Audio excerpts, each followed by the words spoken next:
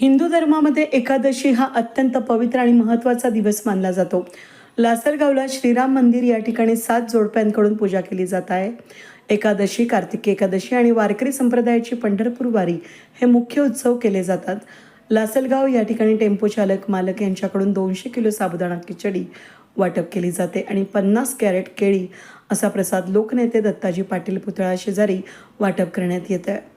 एकादशीला श्रीहरी विष्णूची पूजा आणि उपवास केला जातो. आषाढी एकादशीपासून पुढील 4 महिने चातुर्मास सुरू होतो, ज्यामध्ये भगवान विष्णू योगनिद्रेमध्ये जातात.